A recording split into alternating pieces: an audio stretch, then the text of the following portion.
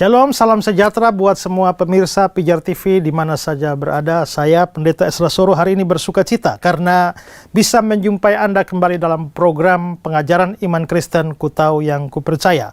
Program ini diproduksi oleh Pijar TV di kota Jakarta, dan kalau program ini bisa ada, ini juga tidak terlepas dari dukungan dari Bapak Ibu semua. Ada yang memberikan dukungan secara doa dan juga ada yang memberikan dukungan dana sehingga program ini bisa diproduksi. Terima kasih untuk semuanya itu. Dan kita sedang berada pada kelas pneumatologi, doktrin Roh Kudus. Dan apabila penjelasan-penjelasan saya dalam episode sebelumnya maupun juga episode yang akan datang, kalau itu menimbulkan pertanyaan dalam pikiran saudara, atau saudara mempunyai pertanyaan yang sudah lama disimpan terkait dengan Roh Kudus dan pekerjaannya, di layar kaca Anda ada nomor yang dapat Anda kontak, kirimkan pertanyaan Anda di sana, dan tim Pijar TV akan dengan senang hati menjawab setiap pertanyaan saudara. Baik saudara-saudara, kita ada di kelas doktrin Roh Kudus dan kita sudah bahas banyak hal tentang Roh Kudus, dan hari ini kita akan bahas satu lagi topik khusus, yakni soal dosa-dosa terhadap Roh Kudus. Kita sudah belajar bahwa Roh Kudus itu sebenarnya adalah Allah, pribadi ketiga dari Allah Tritunggal, dan kalau dia adalah Allah, maka ketika kita salah bersikap dalam kaitan dengan dia, maka itu disebut sebagai dosa, ya. Dan bahwa kitab suci mengatakan bahwa ada dosa terhadap Roh Kudus, seharusnya secara implisit menunjukkan bahwa dia Allah. Karena kalau dia bukan Allah, kita nggak bisa berdosa kepada yang bukan Allah dalam pengertian yang sesungguhnya, ya.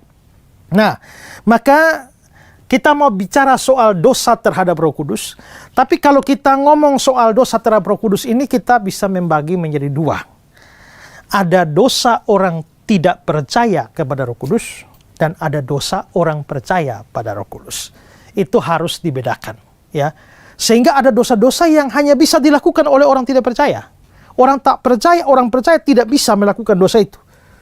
Ada dosa yang bisa dilakukan oleh orang percaya, tapi tidak oleh orang yang tidak percaya, ya. Karena itulah kita membagi pembahasan kita kali ini menjadi dua bagian. Pertama, kita akan bahas dosa orang yang tidak percaya kepada Roh Kudus. Apa saja dosa orang tidak percaya pada Roh Kudus? Ya. Pertama-tama ada dosa menentang Roh Kudus, ya. Coba kita lihat Kisah Rasul pasal 7 ayat 51. Kisah Rasul 7 ayat yang ke-51.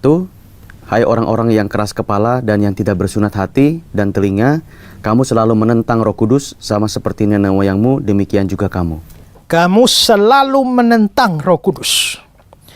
Nah, kalau kita lihat kalimat pertamanya, hai orang-orang yang keras kepala, tidak bersunat hati dan telinga, ini jelas bukan orang percaya. Ya, karena kalau orang percaya nggak mungkin dikatakan kata-kata seperti itu. Ini orang tidak percaya, kamu selalu menentang Roh Kudus. Dalam terjemahan Indonesia sehari-hari dia bilang, kamu selalu melawan Roh Allah. Maka dosa pertama ini adalah menentang Roh Kudus atau melawan Roh Kudus. Ya. Nah, apa artinya dosa menentang atau melawan Roh Kudus? Ini bisa kita mengerti kalau kita lihat dari konteks ayat ini, ya. Itu kan di Kisah 7 ayat 51. Yang disebut konteks itu artinya bisa bagian-bagian sebelum atau sesudah. Jadi kalau misalnya kita mau bahas ayat 51 nih, konteksnya tuh bisa ayat sebelum 51 atau setelah 51 atau kedua-duanya. Itu disebut konteks. Ya. Nah, tadi menentang Roh Kudus itu di ayat 51. Kita mau lihat konteksnya di ayat-ayat selanjutnya. Ya, coba ulang lagi dari ayat 51. Kisah Para Rasul 7, 51 sampai 53.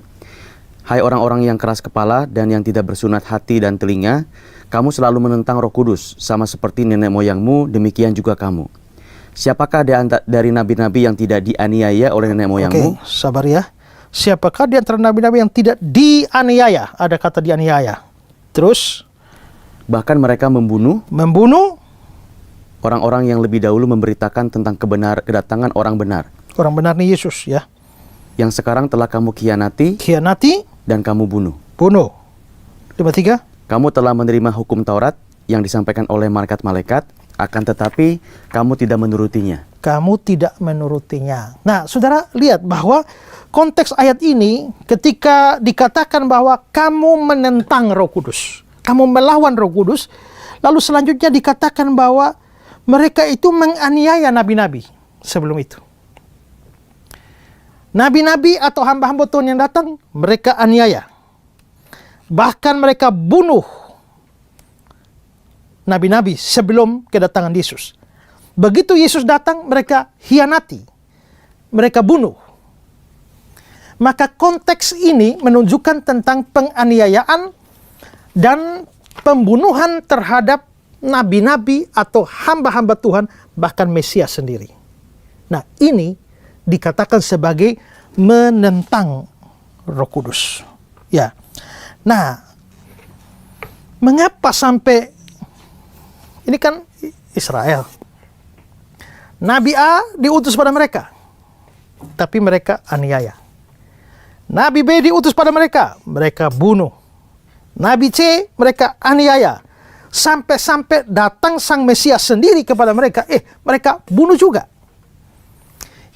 Pembunuhan dan penganiayaan kepada hamba-hamba Tuhan ini, itu disebut sebagai menentang Roh Kudus.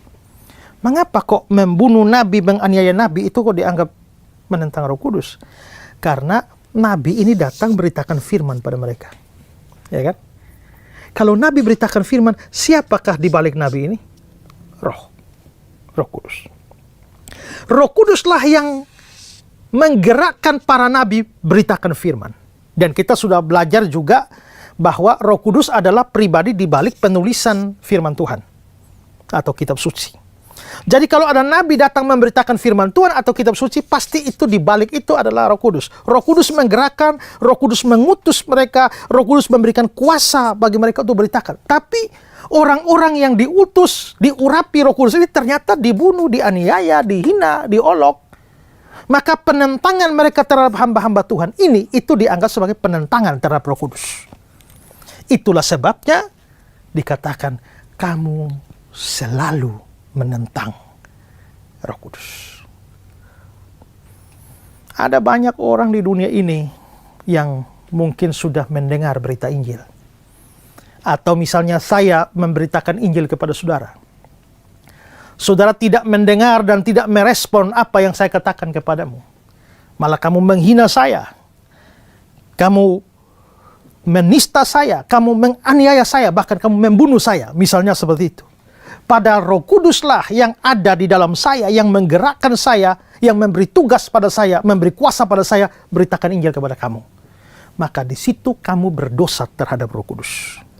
Karena kamu mengabaikan berita firman yang diberikan oleh Roh Kudus kepada para nabi untuk menyampaikannya.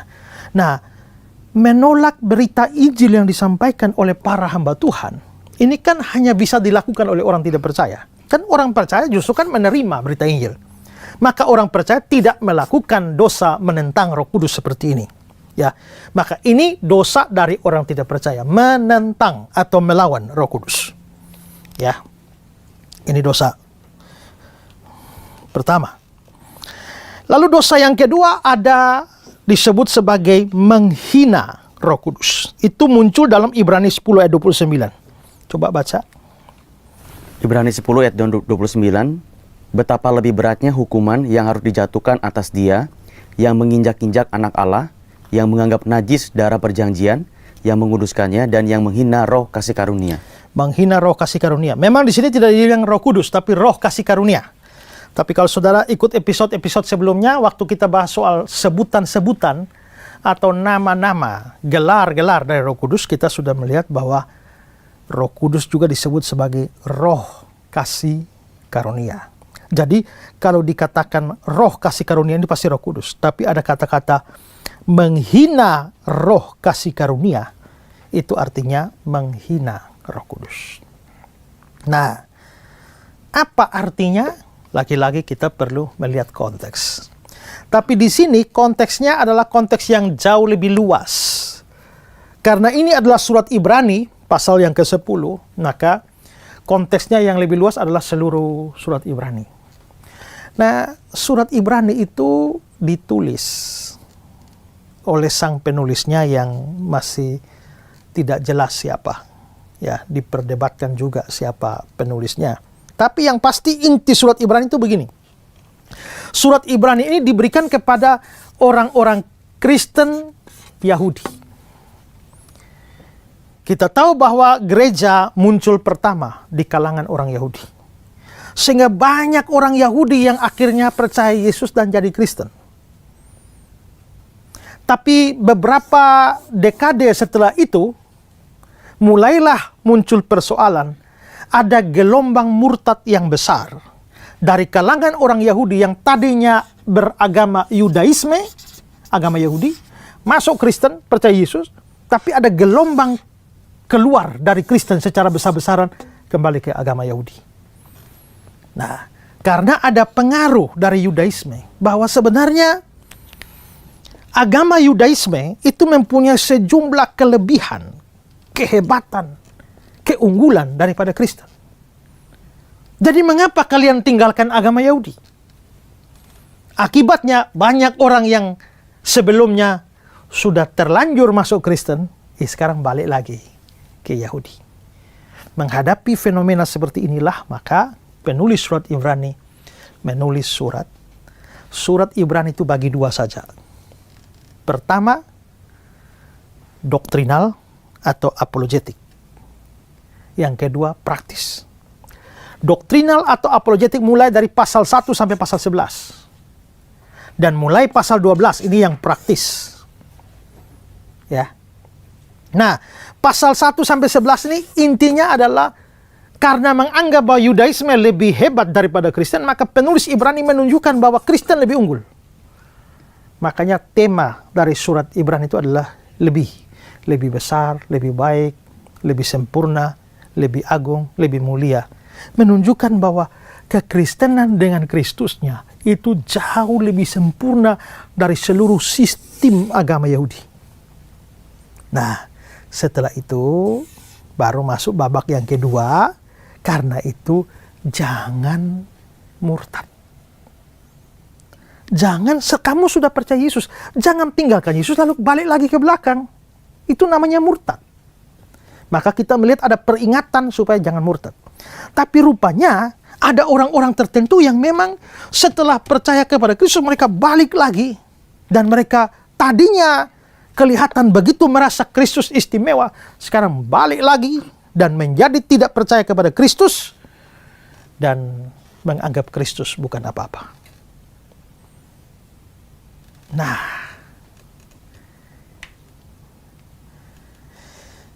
coba baca kembali ayat 29.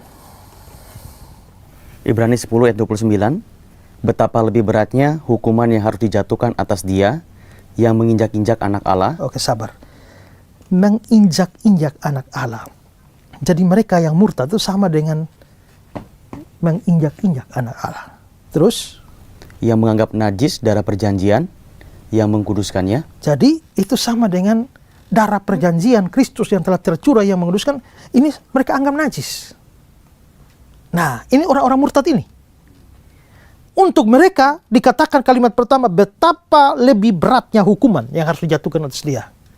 Lalu kalimat selanjutnya, dan yang menghina roh kasih karunia. Yang menghina roh kasih karunia. Menghina Roh Kudus yang bekerja dan membawa pengenalan akan Kristus itu. Maka dengan kata lain, orang yang murtad itu sedang menghina Roh Kudus. Atau saya balik, dosa menghina Roh Kudus itu adalah dosa dari orang-orang yang murtad. Orang yang murtad artinya mereka nggak percaya. Maka inilah dosa orang tidak percaya, yaitu menghina Roh Kudus. Saudara yang pernah ada dalam Kristen, sudah dibaptis, ya, sudah katekisasi, tabisidi, pelayanan, tapi tahu-tahu sekarang saudara sudah meninggalkan Kristus.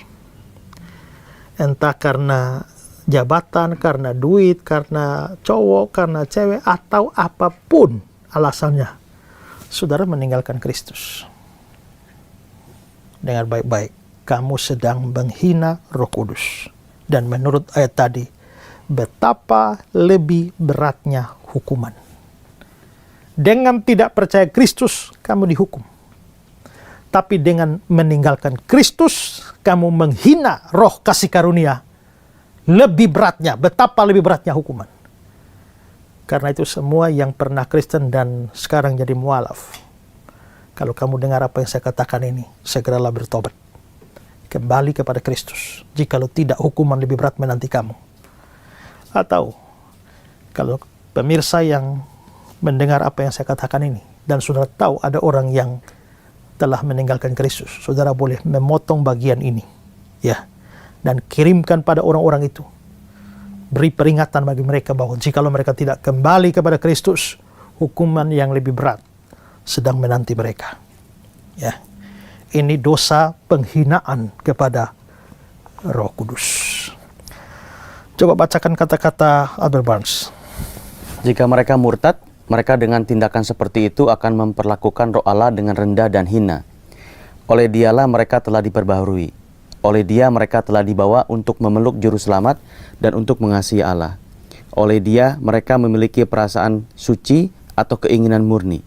Dan jika mereka sekarang murtad dari agama atau iman mereka, tindakan seperti itu sebenarnya sama dengan memperlakukan Roh Kudus dengan penghinaan tertinggi. Dapat dikatakan bahwa semua pengaruhnya dianggap tidak berharga dan bahwa mereka tidak membutuhkan bantuan darinya. Ya, itu penghinaan kepada Roh Kudus. Ya. Jadi, kalau dosa menentang Roh Kudus adalah dosa menolak berita Injil yang disampaikan oleh para hamba Tuhan, para nabi, para orang yang diutus oleh Tuhan, oleh Roh Kudus. Tapi menghina Roh Kudus, ini adalah kemurtatan. Ya. Oke, ini dosa kedua dari orang tidak percaya. Lalu dosa yang ketiga, ini sangat terkenal dan sering ditanyakan, yaitu dosa hujat terhadap Roh Kudus. Oke, baca ayatnya Matius 12, 31, 32. Matius 12, 31-32. Sebab itu aku berkata kepadamu, segala dosa dan hujat manusia akan diampuni, tetapi hujat terhadap Roh Kudus tidak akan diampuni. Apabila seorang mengucapkan sesuatu menentang anak manusia, ia akan diampuni. Tetapi jika ia menentang Roh Kudus, ia tidak akan diampuni. Di dunia ini tidak, dan di dunia yang akan datang pun tidak. Tidak diampuni di dunia ini, di dunia yang akan datang juga tidak. Markus 3, 28, 29. Markus 3, 28-29. Aku berkata kepadamu, sesungguhnya semua dosa dan hujat anak-anak manusia akan diampuni.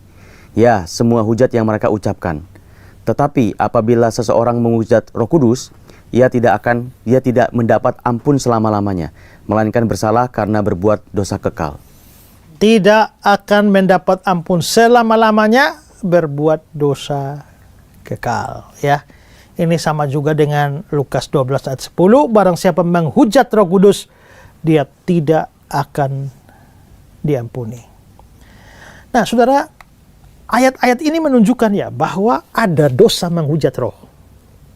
Dan dosa menghujat Roh Kudus adalah dosa yang tidak diampuni. Ini menimbulkan banyak pertanyaan.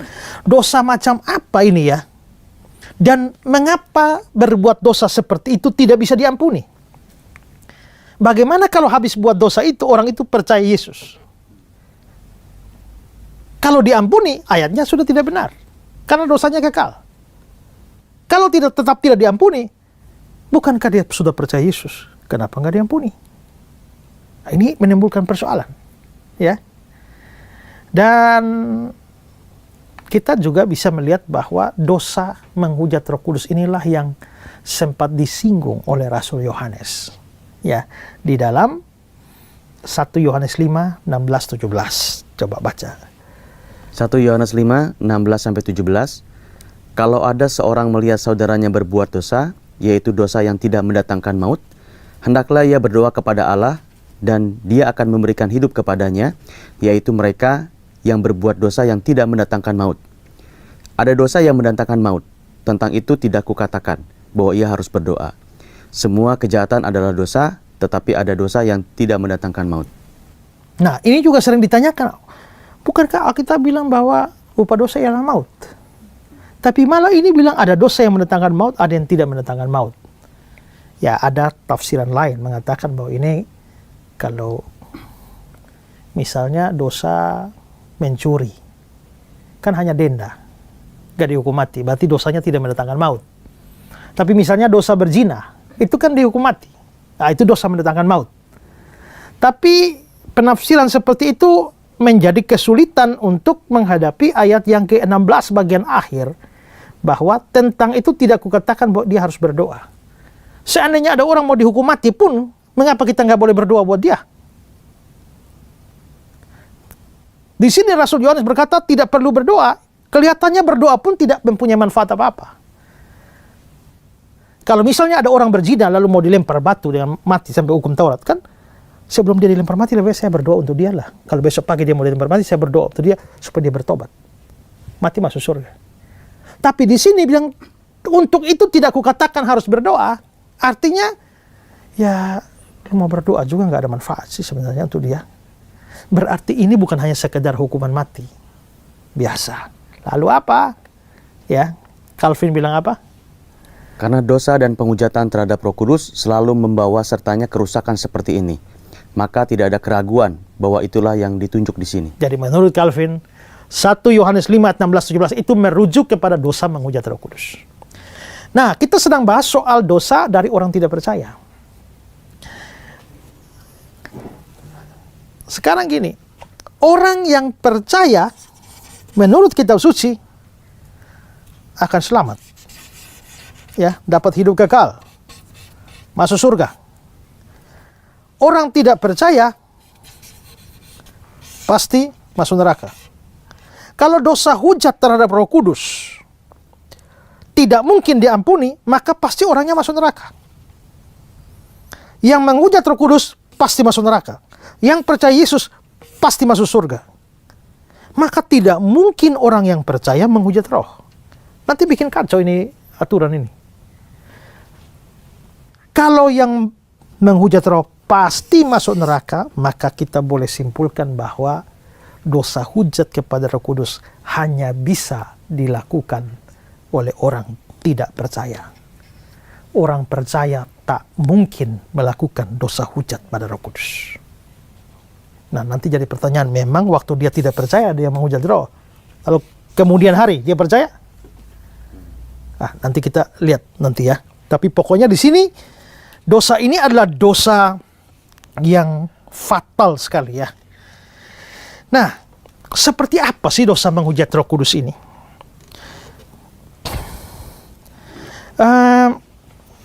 Untuk memahami ini kita harus lihat konteks ya. Kita mengambil contoh saja dalam yang dibicarakan dalam Matius 12. Tadi ya, sudah dibacakan tadi Matius 12 soal dosa menghujat Roh.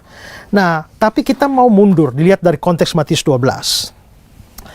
Coba kita mulai dari ayat 22 dan 23. Coba Matius 12, 22-23. Kemudian dibawanyalah kepada Yesus seorang yang kerasukan setan.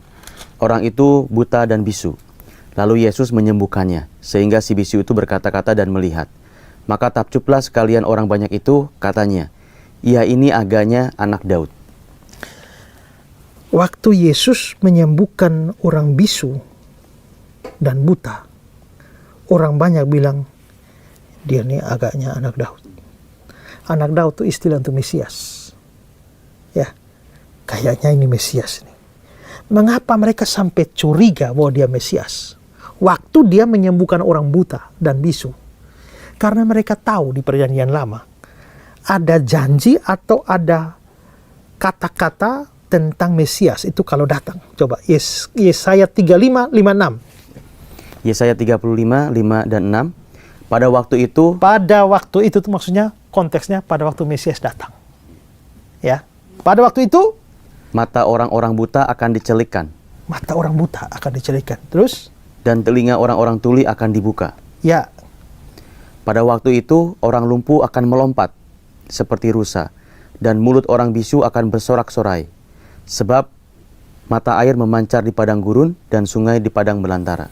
Pada waktu itu, ini nubuatan Yesaya.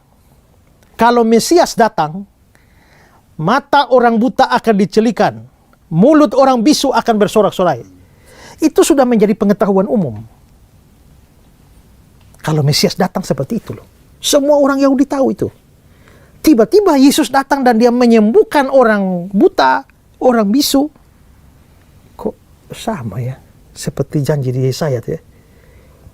Jangan-jangan ini Mesias. Agaknya ini Mesias. Dengan kata lain, orang-orang awam biasa saja bisa deteksi. Ya. Kalau orang awam biasa bisa deteksi, bagaimana dengan para ahli?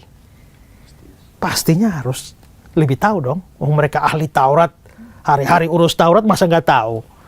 Ya, coba lihat waktu Herodes tanya, di mana Mesias akan dilahirkan? Tanya ahli Taurat, langsung keluar. Oh, di Bethlehem Yehuda, sebab beginilah yang dikatakan Nabi. Langsung ngutip Mika, ahli. Jadi kalau omong tentang Mesias tahu, apalagi orang Yahudi sedang menanti-nantikan Mesias, sehingga ada sesuatu saja atau seseorang yang menonjol langsung dicurigai Mesias. Lihat Yohanes Pembaptis. Begitu mereka utus orang, apakah engkau Mesias? Semua lagi menanti-nantikan. Jadi ide siapa dan ciri apa Mesias itu sudah umum diketahui. Salah satunya adalah menyembuhkan orang buta, membuat bisu bicara. Makanya begitu Yesus lakukan itu, orang awam saja langsung curiga.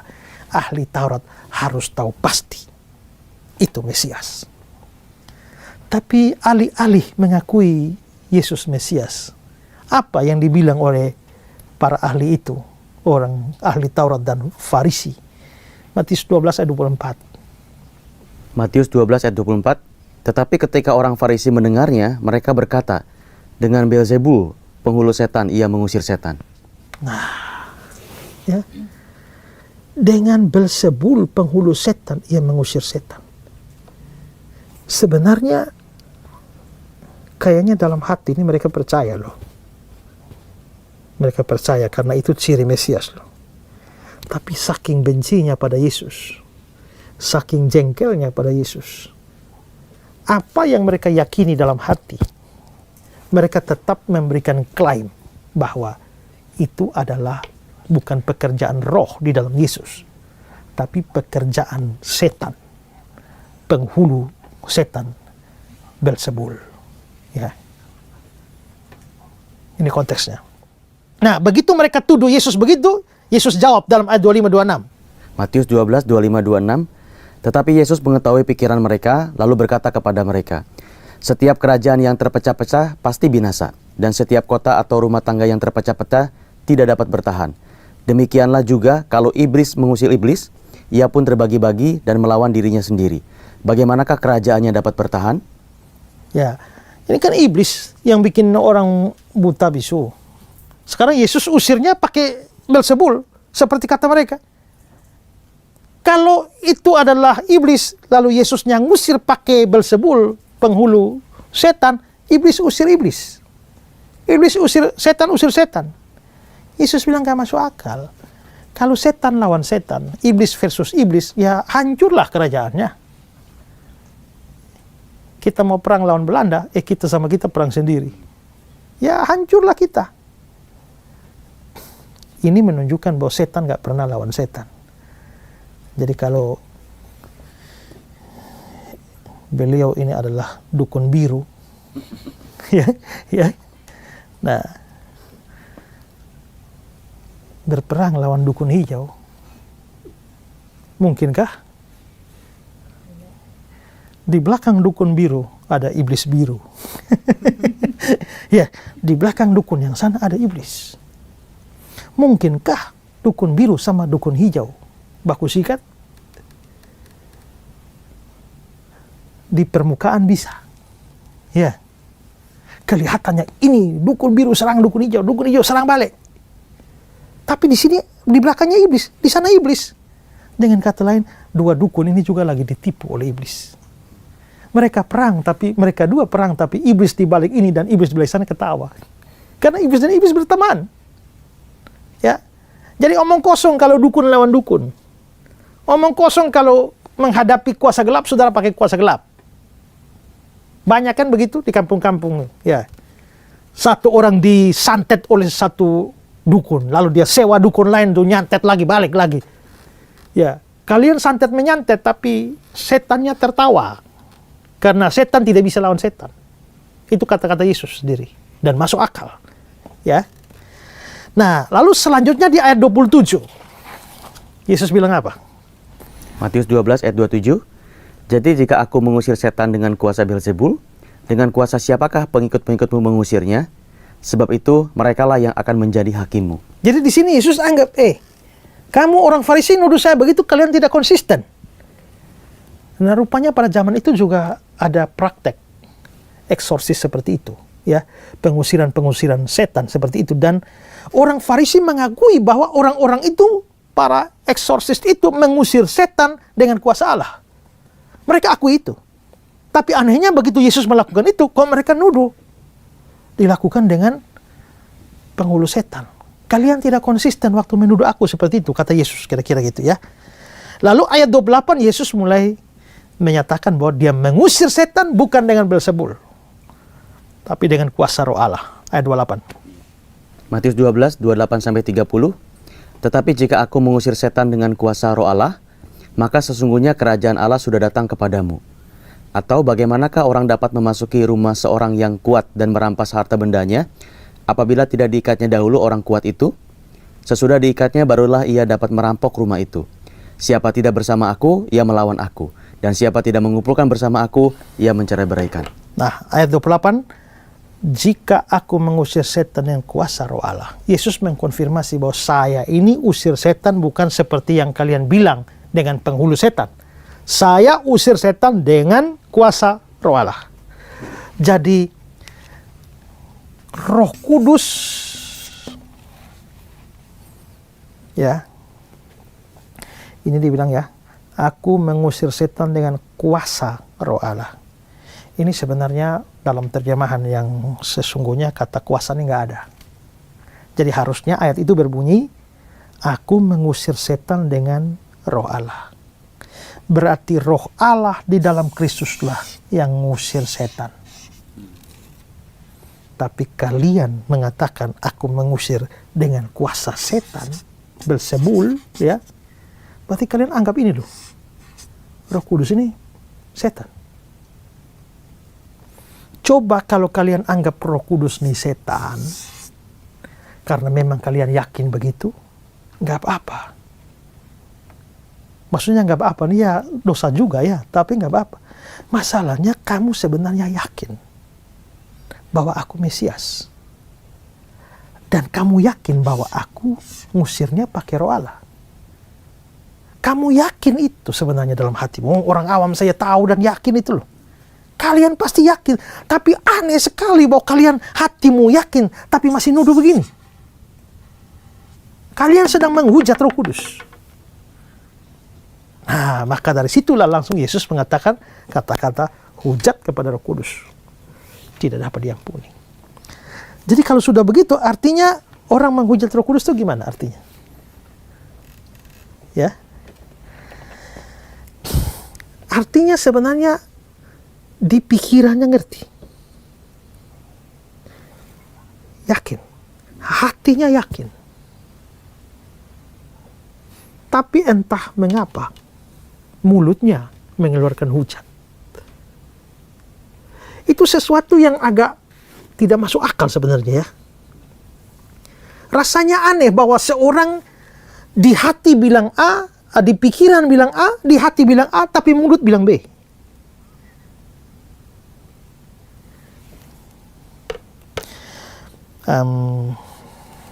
Misalnya ibu berkhotbah. Waktu saya dengar ibu berkhotbah ini, saya tahu nih, ini benar ini. Saya yakin betul, benar. Tapi karena saya jengkel dan iri hati dengan beliau, ya, yang dia katakan tuh dari setan. Tapi hati saya sebenarnya percaya dong dari Tuhan, dari Roh Kudus. Besar kemungkinan karena orang Farisi dan ahli Taurat ini benci Yesus. Makanya mereka berusaha menutup kebenaran dari Roh Kudus yang sudah mencerahkan pikiran dan hati sebenarnya. Tapi pada akhirnya mulutnya mengucapkan lain. Em,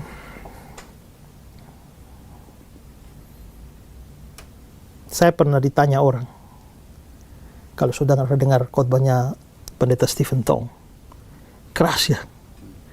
Dan kadang-kadang dalam gejala-gejala tertentu, ya, ketika orang melakukan gejala tertentu yang sering dianggap sebagai pekerjaan Roh Kudus, Stephen Tong bilang ini dari setan. Enyahlah. Lalu orang pernah bertanya, Stephen Tong anggap itu setan.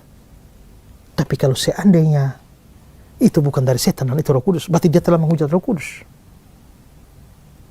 Tidak. Ini seandainya itu memang Stephen Tong bilang itu adalah setan, ternyata Roh Kudus. Stephen Tong salah, berdosa, tapi dia bukan menghujat. Karena memang dia yakin dalam pikiran dan hatinya bahwa itu dari setan, maka dia ngomong ini dari setan. Salah memang, tapi bukan menghujat. Lain cerita kalau Pak Tong yakin itu dari Tuhan, ini dari Tuhan, tapi dari setan. Hati dan mulutnya nggak sama. Ya. Nah, itulah yang disebut hujat terhadap Roh Kudus, ya.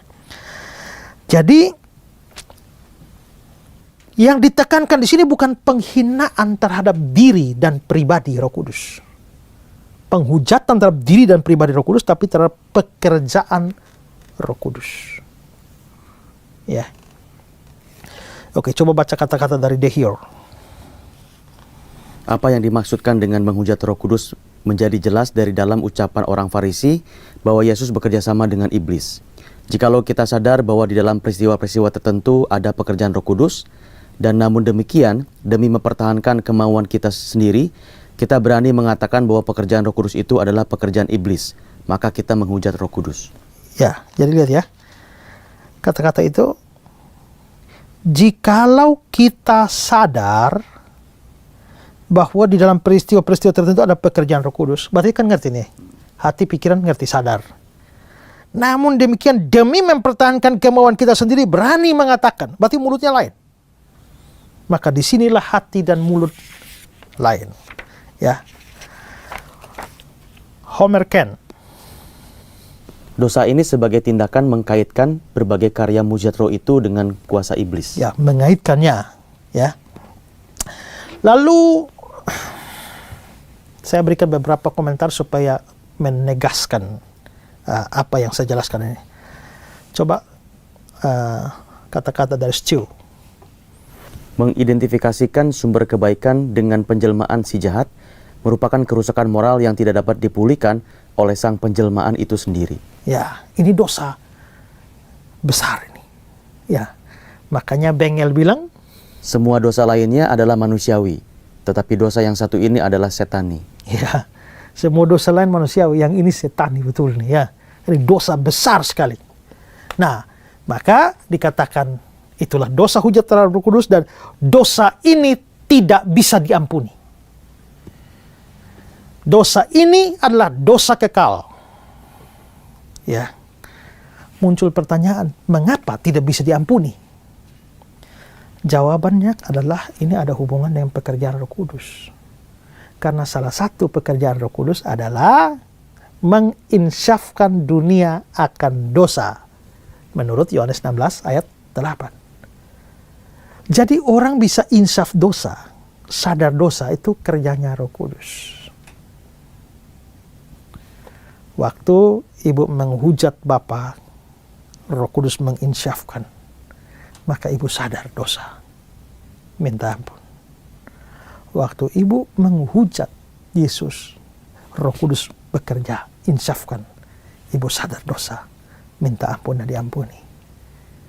Waktu ibu menghujat Roh Kudus, sang penginsyaf itulah yang dihujat. Dia yang menyadarkan dosa sedang dihujat. Kalau dia yang dihujat, dia menahan pekerjaan penginsyafan itu, lalu bagaimana ibu bisa sadar dosa dan bertobat? Maka tidak bisa diampuni ini karena memang berhubungan dengan ini. Ya. Homer Ken. Tugas khusus Roh Kudus adalah menginsapkan orang dan membuat orang bertobat, serta menjadikan orang bersedia menerima undangan Kristus. Karena itu hati yang membenci Allah dan yang menghujat Kristus masih dapat diinsafkan dan dituntun kepada pertobatan oleh Roh. Tetapi orang yang menolak setiap tawaran Roh sama dengan menjauhkan diri dari satu-satunya kekuatan yang dapat menuntunnya kepada pengampunan dosa. Ya, jadi kalau yang lain Roh Kudus bisa nolong, tapi kalau yang dihujat rohnya, terus siapa nolong kamu? Ya. Makanya biasanya orang yang menghujat roh itu nggak sadar dosanya. Ya. Saya punya seorang sepupu. Dia nggak mau pernah ke gereja. Lama kan ke gereja. Lalu satu hari saya nanya dia, kenapa nggak gereja? Aduh, percuma saya ke gereja. Kenapa? Karena biar saya mau ke gereja bagaimanapun saya tetap masuk neraka. Loh, kok bisa yakin masuk neraka? Iya, saya yakin masuk neraka. Kenapa yakin masuk neraka? Karena Alkitab bilang, siapa menghujat Roh Kudus tidak bisa diampuni. Yang menghujat Roh Kudus tidak bisa diampuni. Yang saya lakukan ini bukan hanya Roh Kudus. Bapa, Anak, Roh Kudus saya hujat semua. Hujat satu saja nggak masuk surga, ya. Apalagi dia hujat sampai 3. Lalu saya bilang, kamu hujat bagaimana? Waktu kamu hujat Bapa, Anak, Roh Kudus yang kamu lakukan apa? Lalu dia ceritakan bahwa dalam keadaan frustrasi tingkat dewa, ya, dia langsung maki-maki dengan nama binatang semua, Allah Bapa, monyet kau, ya, Yesus Kristus, ya, binatang kau, Roh Kudus. Dia pakai nama binatang, maki-maki Bapa, Roh Kudus, Anak, Roh Kudus. Saya telah berbuat dosa besar. Hujat 3 sekalian. Saya pasti masuk neraka. Lalu untuk apa lagi saya ke gereja lagi? Untuk apa pelayanan? Untuk apa berdoa lagi? Sudahlah, ini terima nasib sudah. Lalu saya bilang, saya nanya kamu ya. Waktu kamu maki-maki Bapa, Allah Bapa seperti itu, Anak, Roh Kudus, kamu sadar nggak bahwa itu dosa? Sadar. Dosa besar sekali. Saya bilang, memang Alkitab bilang tidak bisa diampuni. Tapi sekarang abaikan Alkitab. Seandainya bisa diampuni, kamu senang nggak? Mau nggak? Ya maulah. Lalu saya bilang, kalau begitu, kamu belum sampai level menghujat roh. Karena kamu masih sadar itu dosa. Dan kamu masih merindukan pengampunan dan pembebasan dari itu.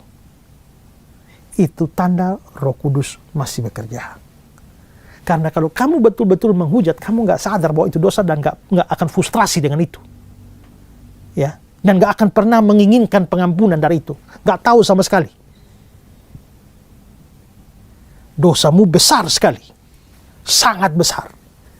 Bahasa Alkitab, dosamu merah seperti kirmisi, ya, tapi belum sampai level menghujat dan kamu masih bisa diampuni. Lalu saya tuntun dia pada pertobatan. Dan terima Yesus. Dan ternyata bisa terima Yesus. Kalau dia betul-betul menghujat Kristus, nggak mungkin bisa percaya. Bahwa dia masih bisa terima Yesus. Artinya Roh Kudus terus bekerja. Membuka pikiran dia tentang Injil yang saya sampaikan. Membuka hatinya sehingga dia bisa berespon terhadap Injil. Berarti dosanya besar sekali, tapi belum menghujat. Ya. Orang yang menghujat Roh Kudus sampai mati tidak akan percaya Yesus juga. Ya. Dan dia pasti masuk neraka.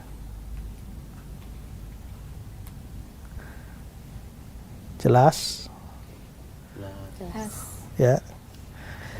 Oke, pemirsa di rumah, kalau penjelasan saya ini masih membingungkan saudara, ya, silakan saudara boleh bertanya, ya. Bahkan termasuk penjelasan-penjelasan sebelumnya, ya, di layar saudara ada nomor yang tertera di sana. Silakan kirimkan pertanyaan saudara. Tim Pijar TV akan siap menjawab pertanyaan saudara, ya. Dan sekaligus saya mau berterima kasih juga untuk semua pemirsa yang telah mendukung Pijar TV, sehingga Pijar TV boleh menghadirkan program Ku Tahu Yang Ku Percaya ini untuk Anda sekalian. Dukungan doa dan dana yang diberikan sungguh berarti sehingga program ini jadi berkat bagi banyak orang. Dan terus dukung Pijar TV sehingga program ini dapat terus diproduksi dan jadi berkat bagi banyak orang. Ya, itu dosa orang tidak percaya pada Roh Kudus. Ya. Sekarang kita mau masuk pada bagian yang kedua, yaitu dosa orang percaya pada Roh Kudus. Kita ini biarpun sudah percaya, tapi kita juga masih bisa berdosa, bukan? Dan termasuk kita juga masih bisa berdosa terhadap Roh Kudus. Ya. Nah, apa saja dosa orang percaya pada Roh Kudus? Yang paling umum ini adalah mendukakan Roh Kudus. Itu dinyatakan secara eksplisit Efesus 4 ayat 30. Efesus 4 ayat 30, dan janganlah kamu mendukakan Roh Kudus Allah yang telah memeteraikan kamu menjelang hari penyelamatan. Dan janganlah kamu mendukakan Roh Kudus. Kalau ada larangan jangan mendukakan Roh Kudus, berarti memang ada kemungkinan kita mendukakan Roh. Ya. Nah, berarti orang percaya, ini kan ada kata-kata mendukakan Roh Kudus yang telah memeteraikan kamu. Gak mungkin lah orang yang gak percaya dimeteraikan, kan? Dalam episode sebelumnya kita bahas pemeteraian, dan saya sudah ajarkan di sana bahwa hanya orang percaya yang dimeteraikan. Nah, di sini bilang jangan mendukakan Roh Kudus Allah yang memeteraikan kamu. Kata memeteraikan kamu menunjukkan ini orang percaya. Menjelang hari penyelamatan, yang diselamatkan itu orang percaya. Maka jelas ini ayat ini ditujukan pada orang percaya. Maka mendukakan Roh Kudus itu adalah dosa dari orang percaya pada Roh Kudus. Pertanyaannya, dengan cara apa saya bisa mendukakan Roh? Ingat ya, waktu percaya Yesus, Roh Kudus sudah masuk dalam hati. Semua yang percaya Yesus ada Roh Kudus. Sudah saya tegaskan berkali-kali ya. Jangan percaya omong kosong bahwa kamu sudah percaya Yesus tapi belum ada Roh Kudus, jadi perlu acara khusus untuk terima Roh Kudus. Perlu acara khusus supaya dapat baptisan Roh Kudus. Perlu acara khusus baru bisa dimeteraikan Roh Kudus. Perlu KKR khusus, perlu penumpangan tangan pendeta sakti baru dapat Roh Kudus. Tidak. Janji firman Tuhan ketika kamu percaya dimeteraikan dengan Roh Kudus. Ada Roh Kudus masing-masing dalam diri. Tapi roh yang di dalam saya itu bisa saya dukakan. Dengan cara bagaimana? Dengan cara berbuat dosa. Waktu kita berbuat dosa setelah kita percaya, setiap dosa kita mendukakan Roh Kudus. Ya, coba baca kata-kata Barclay. Roh Kudus itu adalah penunjuk jalan kehidupan. Perbuatan kita yang melawan pengajaran orang tua kita tentu membuat mereka sakit hati. Jadi maksudnya ini orang tua jasmani ya. Kita kalau melawan orang tua saja, orang tua kita bisa sakit hati. Melawan orang tua dengan keras kepala, itu bisa bikin orang tua kita sakit hati. Nah, terus? Demikian juga perbuatan yang berlawanan dengan bimbingan Roh Kudus tentu mendukacitakan Roh Kudus dan menyedihkan Allah Bapa yang menyampaikan firman-Nya kepada kita melalui Roh Kudus itu. Ya, jadi Roh Kudus ini tinggal di dalam. Membimbing kita, menuntun kita, mengajar kita. Kita sudah lihat pekerjaan-pekerjaan Roh Kudus di dalam kita ya, dalam orang percaya. Mengajar, membimbing, mengurapi, memenuhi. Banyak sekali pekerjaannya dalam diri kita. Tapi pada waktu kita melawan, kita mendukacitakan dia. Sekarang kita memperhatikan Mazmur 78. Ayat 40-41 ya. Mazmur 78, 40-41. Berapa kali mereka memberontak terhadap dia di padang gurun dan menyusahkan hatinya di padang belantara. Berulang kali mereka mencobai Allah, menyakiti hati yang kudus dari Israel. Oke. Berapa kali mereka memberontak pada dia dan menyusahkan hatinya. Rupanya Israel yang memberontak itu bikin susah hati Tuhan. Ya. Ayat 41, berulang kali mereka mencobai Allah, menyakiti hati. Memberontak dan mencobai itu dosa. Dan ternyata ini menyusahkan hati dan menyakiti hati Tuhan. Nah, memang tidak bicara secara khusus tentang Roh Kudus, tapi itu menunjukkan bahwa dosa itu menyakiti hati Allah. Ya. Yesaya 63 ayat 10. Yesaya 63 ayat 10, tetapi mereka memberontak dan mendukakan Roh Kudusnya. Oke. Mereka memberontak, mendukakan Roh Kudusnya. Berarti Roh Kudus bisa didukakan dengan tindakan memberontak. Memberontak di sini ini namanya tidak mengikuti bimbingan, tidak taat, atau dengan kata lain berdosa. Maka dosa kita di mana kita menolak bimbingan dan tuntunan Roh Kudus itu mendukakan Roh Kudus. Nah, tentang Yesaya 63 ayat 10 ini coba kita lihat komentar Henry tentang ayat ini. Ya. Mereka memberontak dan mendukakan Roh Kudusnya dengan ketidakpercayaan dan keluh kesah mereka, di samping kesalahan dengan membuat anak lembu emas. Dan inilah yang menjadi jalan dan cara hidup mereka sejak itu. Walaupun ia sudah berkata bahwa merekalah anak-anak yang tidak akan berlaku curang, namun meskipun ia telah berbuat begitu banyak bagi mereka, bahkan mengangkat dan menggendong mereka, mereka justru membalasnya dengan kejahatan, bagaikan bangsa yang bebal dan tidak bijaksana. Hal ini mendukakan hatinya. Pemberontakan anak-anak Allah yang tidak tahu terima kasih terhadapnya itu sangat menyedihkan Roh Kudusnya. Ya, ini kalimat terakhir nih penting. Pemberontakan anak-anak Allah yang tidak tahu terima kasih terhadapnya itu sangat menyedihkan Roh Kudusnya. Ya. Jadi kita memberontak terhadap Allah kalau kita melakukan dosa. Ya. Khususnya dosa yang disengaja dan dilakukan dengan sikap tegar tengkuk. Ya. Ini akan mendukakan Roh Kudus dalam diri kita.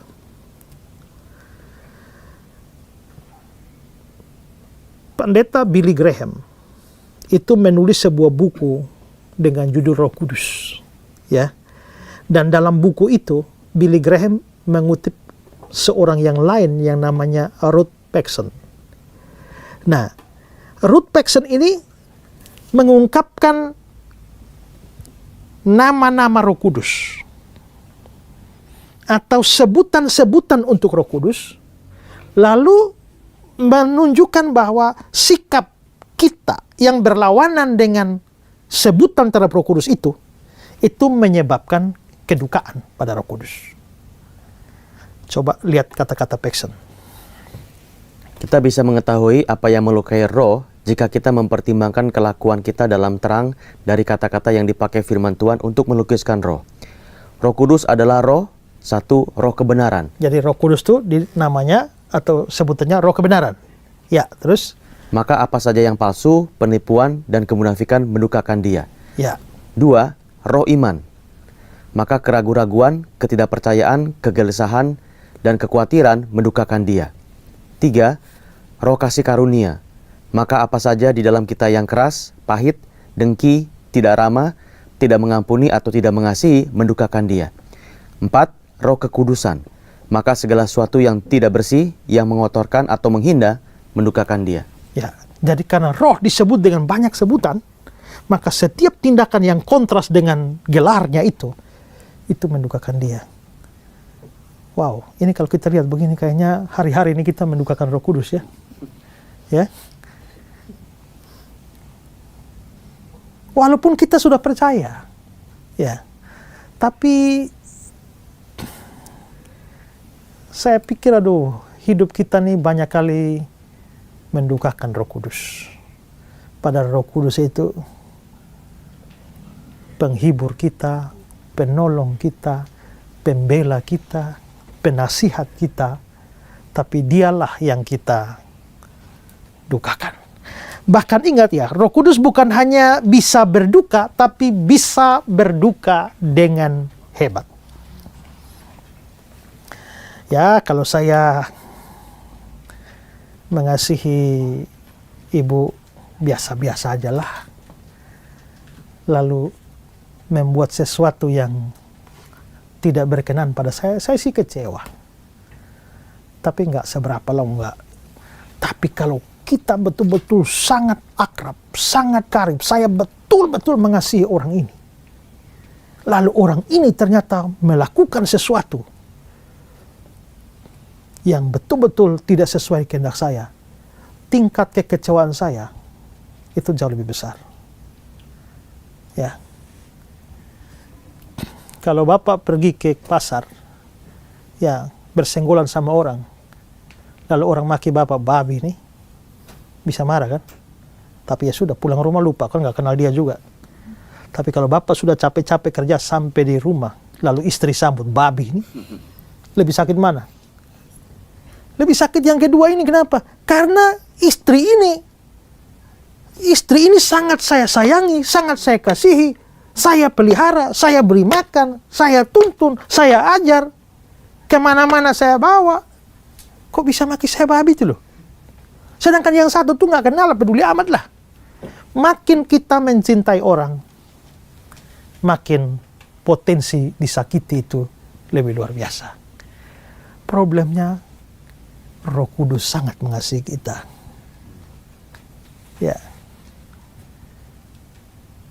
Roh Kudus adalah Allah di dalam kita yang begitu mengasihi kita, sehingga perbuatan dosa kita itu betul-betul bisa sangat menyakiti dia, bisa sangat mengecewakan, bisa sangat mendukakan dia. Ya. Billy Graham bilang, kita dapat menyakitkan Roh Kudus dengan apa yang kita lakukan. Kita dapat melukai hati dan membangkitkan amarah orang yang tidak mengasihi kita. Tapi mendukakan hati hanya dapat kita lakukan terhadap orang yang mengasihi kita. Coba baca kata-kata Loker. Mendukakan roh, kita mendukakan seorang sahabat yang mengasihi. Makin dalam kasih, makin hebat kedukaannya. Jadi kedukaan roh bisa sangat dalam, mengingat kasihnya bersifat ilahi. Tidak ada satu orang pun di dunia ini yang begitu mengasihi saudara. Lebih hebat dari Tuhan Allah mengasihi saudara. Tidak ada satu orang pun di dunia ini yang mengasihi saudara lebih hebat dari Roh Allah di dalam saudara yang mengasihi saudara. Maka kalau saudara terus berbuat dosa tanpa peduli pada firman Tuhan, saudara itu mendukakan Roh Kudus. Ya. Karena itu perhatikanlah setiap orang percaya. Saudara sudah percaya Yesus, tapi saudara masih tetap hidup dalam dosa. Ya. Saudara rajin pelayanan, tapi saudara terus hidup dalam dosa. Ada dosa-dosa tertentu yang saudara pegang dengan sikap tegar tengkuk sambil saudara keliling dan melayani. Betapa hebatnya saudara mendukakan Roh Kudus. Setiap anak Tuhan, setiap orang percaya harus belajar untuk melepaskan dosa-dosa dari dalam diri. Tidak peduli dosa apapun, saudara harus berjuang dan berdoa melepaskan semua. Jika tidak, saudara setiap hari sambil melayani Tuhan, sambil mendukakan Roh Kudus. Saudara berbicara, misalnya bicara firman Tuhan atas nama Roh Kudus, pada saat yang bersamaan, saudara mendukakan Roh Kudus. Jikalau semua orang percaya sadar ini, maka kita akan terus berwaspada terhadap dosa, sehingga makin hari hidup kita harus makin baik. Memang kita belum sempurna, ya. Tapi kalau saudara sadar bahwa setiap dosa yang saudara lakukan itu mendukakan Roh Allah di dalam kamu, harusnya membuat kita sadar untuk melepaskan dosa-dosa kita. Ya, ini dosa orang percaya pada Roh Kudus. Nah, kalau saya orang percaya, saya mendukakan Roh Kudus, apa akibatnya? Ingat, Roh tidak meninggalkan kita. Karena janji Tuhan, ya, Dia akan menyertai kamu selama-lamanya. Waktu Roh memeteraikan kita, mulai dari hari kita percaya sampai akhir zaman. Roh tidak meninggalkan kita, ya. Tapi Dia berduka dalam diri kita. Tapi kalau kita terus mendukakan Roh Kudus, apa yang terjadi pada kita? Masuk neraka? Enggak. Ya. Keselamatan kita nggak bisa hilang dong. Kalau kita berdosa lalu masuk neraka,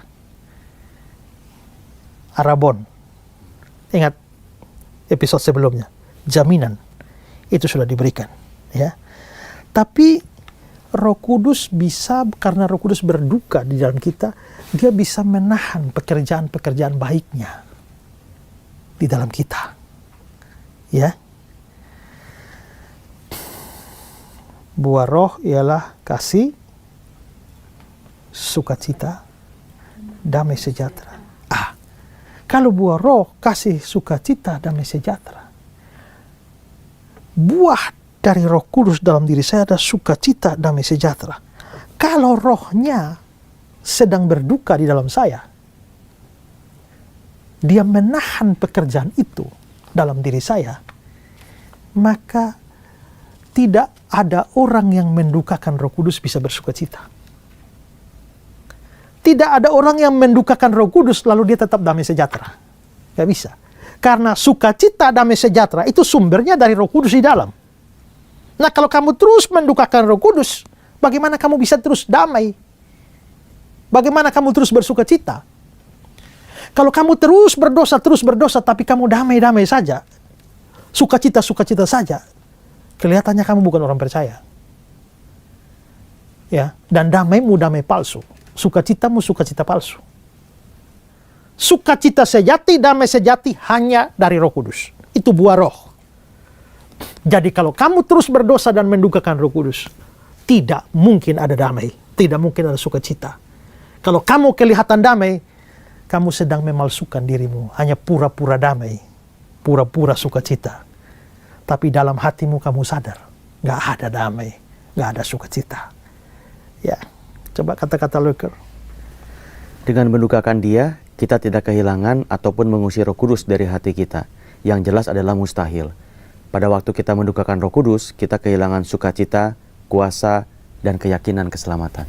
Keselamatan gak bisa hilang. Keyakinan keselamatan itu bisa hilang. Karena keyakinan keselamatan juga datang dari Roh Kudus. Ya. Jadi dengan kata lain, banyak pekerjaan baik dari Roh Kudus dalam diri kita itu ditahan. Ya. Oke, Billy Graham. Apa yang terjadi jika kita mendukakan Roh Kudus? Pada waktu Ia berduka cita, sukacita dan kuasa di dalam hidup kita diambilnya sampai kita mengakui dan meninggalkan dosa kita. Walaupun di luar kita nampak gembira, sebenarnya batin kita sedih pada waktu kita tidak dapat bersekutu dengan Roh Kudus. Ini bukan karena Ia telah melepaskan kita, tetapi Ia dengan sengaja membiarkan kita sedih sampai kita berpaling kepada Kristus dengan hati yang hancur, kesedihan, dan pengakuan. Ya. Dosa tidak pernah membuat kita sukacita. Kalau ada orang bersukacita karena dosa, atau terus bergembira walaupun dia berdosa, pasti bukan orang percaya. Percayalah, kalau Bapak orang percaya sungguh-sungguh, begitu Bapak berdosa, bisa pura-pura baik, aman-aman, tapi di jauh di hati itu nggak bisa berbohong. Ya, semua orang yang percaya sungguh-sungguh akan sadar akan hal ini. Ya, saudara Kristen sungguh-sungguh saudara akan tahu seperti itu. Saudara bisa tutupi semua dari orang, tapi jauh di dalam hatimu ada, saudara sadar bahwa ada sukacita yang hilang. Dan itu baru bisa, sukacita itu baru bisa balik kalau kita lepaskan dosa kita. Karena Roh Kudus sumber sukacita. Ya, kita mari ambil contoh tentang Daud. Daud berdosa, dia orang percaya sungguh-sungguh ya. Tidak ada kita yang meragukan iman Daud. Kesungguhannya kepada Allah. Allah pernah mengurapi dia dengan Roh Kudusnya. Ya. Tapi dia jatuh dalam dosa. Berzina dengan Batsheba. Membunuh Uria. Dan untuk beberapa saat dia diam. Sembunyi. Tidak ada orang tahu. Tapi batinnya tidak bisa berbohong. Apa yang dia alami? Mazmur 32. Mazmur 32 ayat 3-5 dan 11. Selama aku berdiam diri, tulang-tulangku menjadi lesu, karena aku mengeluh sepanjang hari. Sebab siang malam tanganmu menekan aku dengan berat. Sumsumku menjadi kering, seperti oleh teriknya musim panas. Ya, jadi ini frustrasi nih ya. Gak tenang ini ya. Tulang-tulang menjadi lesu, mengeluh sepanjang hari. Siang malam tanganmu menekan aku dengan berat. Rasanya Tuhan tekan dia. Gak ada sukacita, gak ada kegembiraan. Sampai dia mengaku dosa. Apa yang terjadi waktu dia mengaku dosa? Ayat 5. Dosaku kuberitahukan kepadamu, dan kesalahanku tidaklah kusembunyikan. Aku berkata, Aku akan mengaku kepada Tuhan pelanggaran-pelanggaranku, dan Engkau mengampuni kesalahan karena dosaku. Ya, begitu dia mengaku dan dapat ampun, sesuatu terjadi. Ayat 11. Bersukacitalah dalam Tuhan, dan bersorak-soraklah, hai orang-orang benar. Bersorak-sorailah, hai orang-orang jujur. Nah, begitu mengakui, sukacita datang. Sudah bisa bersorak-sorai. Ya. Nah, maka di sini kita bisa lihat bahwa pada waktu kita membereskan dosa secara otomatis, Roh Kudus menjadi tidak berduka, dan sukacita damai kita kembali. Ya. Loiker. Apa yang tidak boleh kita lupakan adalah bahwa dalam mendukakan roh, kita juga mendukakan diri sendiri. Betul ya? Jadi dengan mendukakan roh kan mendukakan diri sendiri. Karena kita menahan sumber sukacita. Kalau kita mendukakan roh, kita nggak bisa bersukacita. Biarpun di gereja kita menyanyi, sungai sukacitamu mengalir dalamku. Tapi kita tahu nggak ada. Kita sadar nggak ada. Kita akui nggak ada. Ya. Jika kita membuat roh yang mengasihi itu sedih, pantulan dari kesedihan seperti itu akan terasa dalam perasaan kita sendiri. Sebaliknya dalam menyenangkan dia, kita sendiri akan dipenuhi dengan kesenangan. Betapa indahnya sukacita dari Roh Kudus memenuhi hati dan pikiran kita.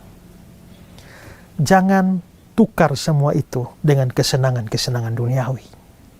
Karena itu setiap saudara yang sedang menikmati kesenangan karena dosa, saya yakin kalau saudara orang percaya di hatimu, kamu tidak bisa bohong. Ada kekeringan di dalam hatimu. Lepaskan dosa itu. Buang dosa itu. Kamu akan merasakan sukacita ilahi. Sukacita karena Roh Kudus. Damai sejahtera dari Roh Kudus. Pasti akan memenuhi hatimu. Hidupmu akan jauh lebih memuliakan Allah. Pikirkan itu. Ya, ini dosa mendukakan Roh Kudus. Oke, ada dosa lain dari orang percaya. 1 Tesalonika 5 ayat 19. 1 Tesalonika 5 ayat 19, janganlah padamkan roh. Janganlah padamkan roh. Artinya kita bisa memadamkan roh. Maka di sini memadamkan roh. Ini dosa yang kedua dari orang percaya. Ya. Nah, kata padam itu secara implisit menunjukkan bahwa Roh Kudus itu api. Ya. Api Roh Kudus, api Roh Suci bakar hatiku.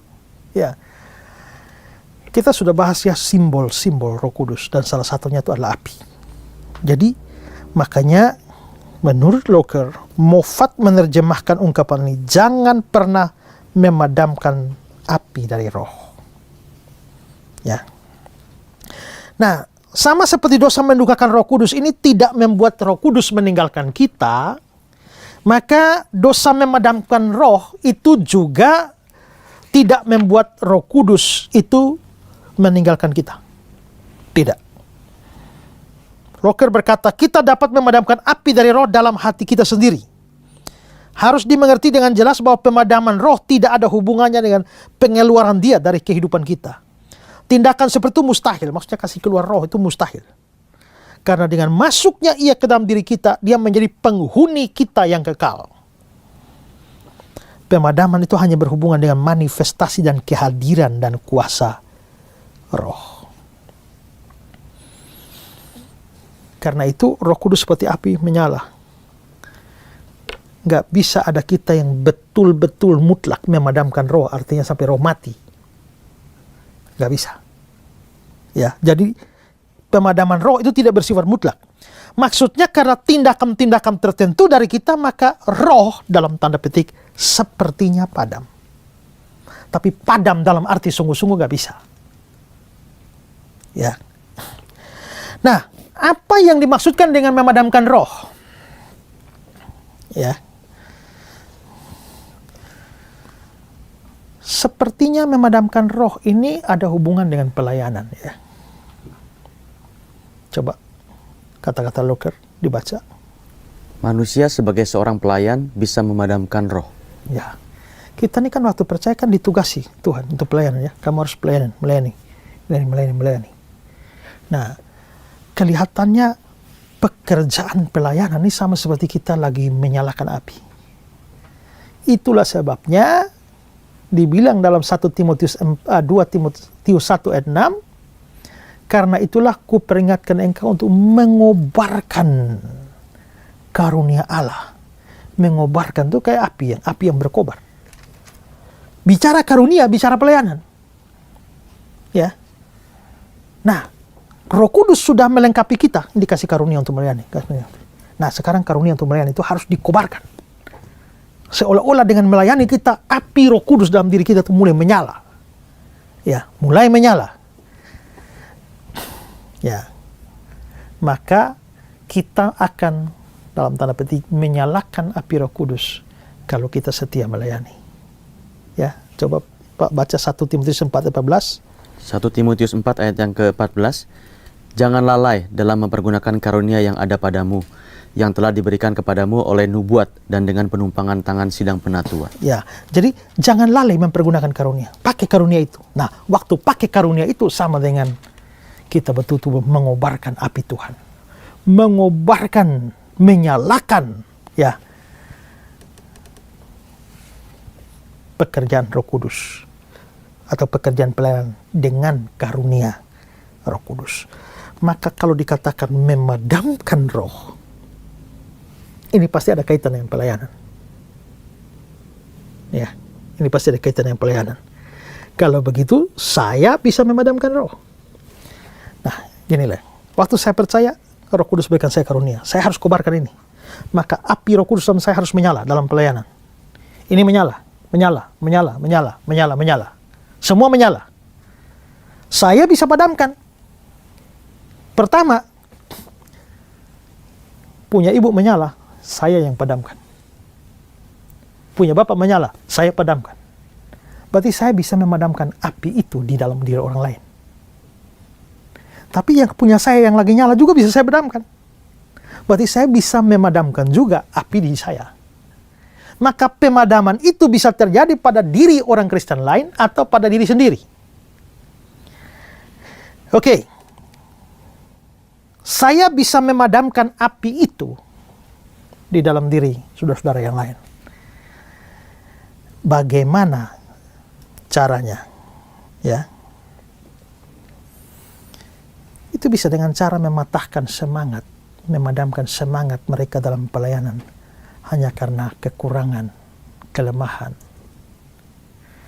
Misalnya ya Pak ya, saya ini pengkhotbah hebat. Lalu saya sekarang mau, Bapak juga baru belajar berkhotbah. Akhirnya Bapak tampil dan berkhotbah. Tapi karena saya sebagai senior dan sudah melalang buana dengan khotbah. Khotbah macam apa itu kamu tuh ya? Ya, tafsiranmu ngawur sekali tuh. Berhenti khotbah lah kalau begini. Belajar sana lah baru khotbah. Khotbah kayak tidak berkualitas sama sekali tuh ya. Kamu cocok khotbah di monyet-monyet sana sajalah. Patah arang memang kan? Iya Pak. Waduh, kok digitukan nih? Padahal api ini baru mau menyala. Langsung Pak Esra datang bawa air 1 ember.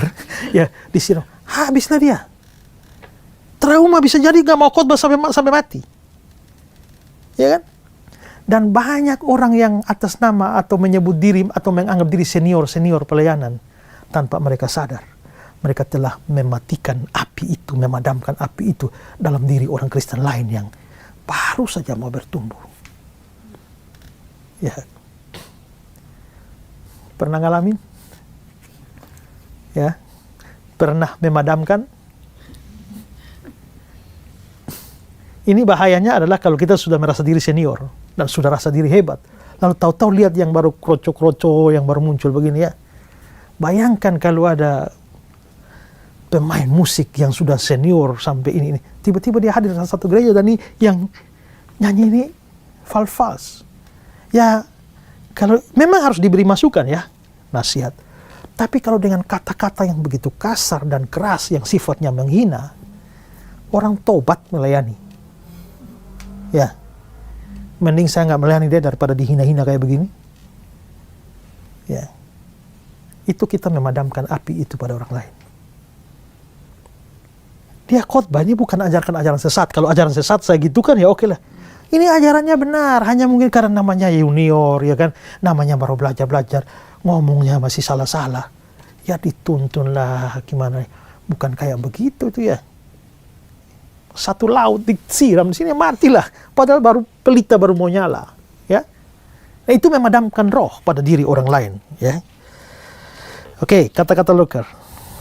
Kita bisa memadamkan api dari roh dalam hati orang lain. Apapun yang kita lakukan, hendaklah kita menjaga supaya kita tidak pernah memadamkan semangat dari seorang Kristen muda, sekalipun kesaksiannya salah. Janganlah kita pernah menyiramkan air dingin kepada usaha dari orang lain dengan kritik yang tidak simpati, dan pandangan dan kata-kata yang dingin. Hendaklah kita mendorong semangat, kegairahan, antusiasme, dan keinginan bekerja dari mereka yang semangatnya mungkin tidak sepenuhnya sesuai dengan pengetahuan. Apakah kita menyadari bahwa lidah kritikan bisa memadamkan lidah api? Wah, kalimat ini bagus ya. Apakah kita sadar bahwa lidah kritikan bisa memadamkan lidah api? Ya. Ini perlu diperhatikan oleh saudara yang terlalu senang dengan kritik. Kritik itu penting, tapi ada satu istilah itu namanya hypercriticism. Ini kritik ini penting, tapi ini hyper. Jadi orang yang hyperkritik ini adalah dia selalu saja menemukan bahan untuk mengkritik. Ya. Kamu harus begini. Ayo, sudah begitu pun masih kritik juga. Kamu sudah masih ada lagi. Dan orang ini menikmati kritik. Dan menyenangi kritik demi kritik. Kalau saya ada hypercriticism, saya kritik ibu bukan karena kebaikan ibu. Saya kritik ibu karena saya puas waktu mengkritik. Yang model seperti ini tidak akan bisa berhenti kritik. Nah, ini yang saudara pemirsa juga harus perhatikan. Kalau ada di antara saudara yang punya hypercriticism ini, saudara perlu bertobat juga. Karena jika tidak, saudara memadamkan api, lidah api dengan lidah kritik itu dalam diri banyak orang. Ya. Kalau ada orang yang melayani dan mau melayani, tugas kita yang mungkin sudah terlebih dahulu Tuhan pakai, harus mendukung, mendorong. Ya.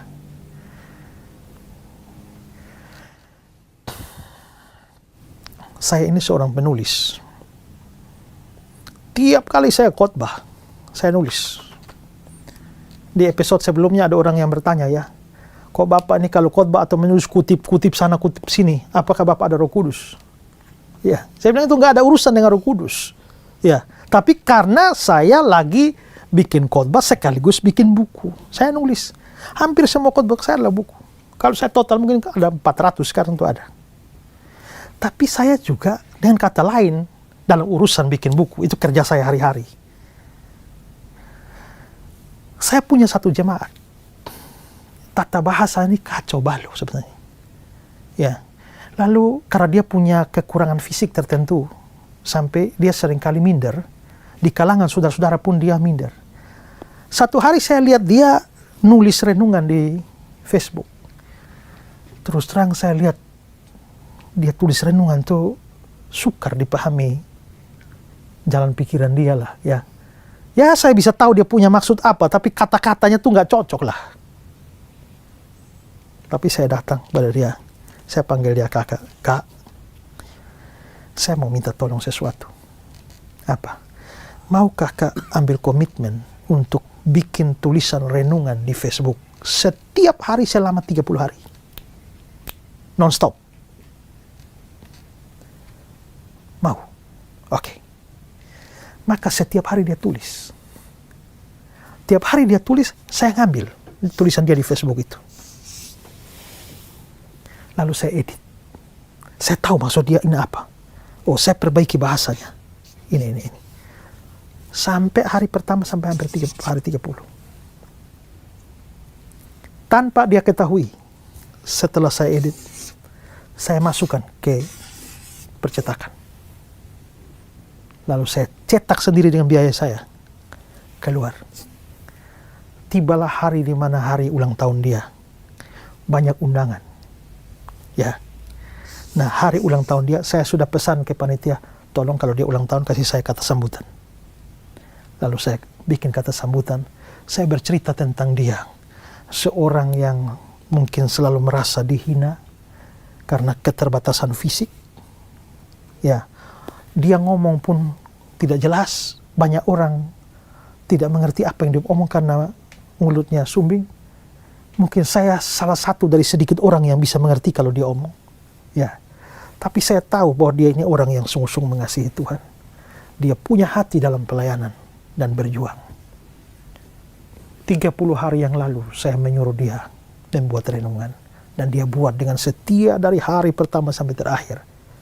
Dan renungannya sudah saya kumpulkan semuanya. Sudah masuk dalam percetakan. Dan inilah bukunya. Kekuatan untuk hidup. Saya undang kakak maju. Hadiah ulang tahun. Menangis mencucurkan air mata.